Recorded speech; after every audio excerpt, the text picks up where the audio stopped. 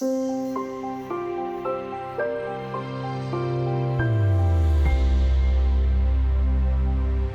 coronavirus crisis has been very stressful for some investors, but not so much for others.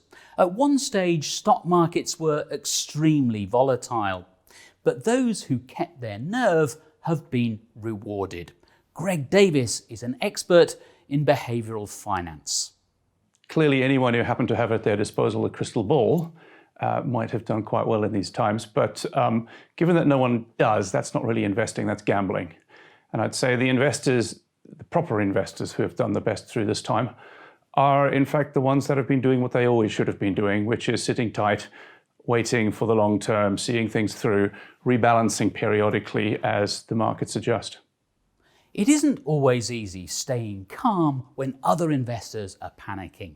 So what's the best strategy when markets fall? Well, I think the best strategy in any time, up or down, is to follow your plan, is to stick to your principles. And those principles should really be invested for the long term. So first, figure out what money you need for spending purposes in the short and medium term, set that aside and put the rest to work. And then beyond that, get into a diversified portfolio of an appropriate risk level and stick with it. Don't be responsive to the ups and downs of the market, because if you are an investor with a 5-year plus time horizon, then the ups and downs today or tomorrow, firstly, we can't control them. Secondly, we can't predict them. So the best possible thing for you to do is to stick to your plans and wade it through. It's during a crisis that having a financial advisor can really pay off. Someone who knows your circumstances and understands your personality well. In times of stress, in times of crisis, what essentially happens is that we become emotionally involved with the short term.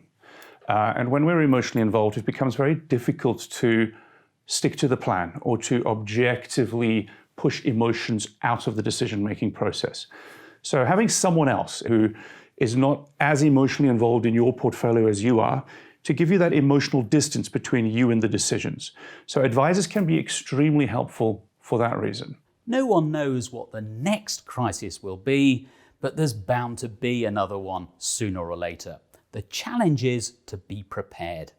What we should learn from this crisis is stop trying to hyper-optimize everything. Focus instead on building general resilience, on making sure that you have a buffer in place so that you're not forced to sell when you need to draw money when you get furloughed and your income dries up. But it's not just financial resilience. We need emotional resilience. We need health resilience. If this crisis has taught us one thing, is that financial crises don't always come just as financial crises. This one's packaged up with a health crisis and a social crisis and an economic crisis.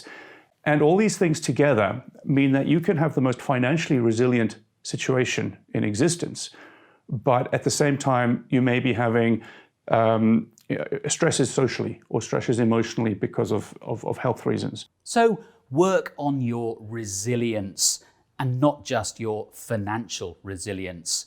It'll stand you in good stead, whatever the future holds.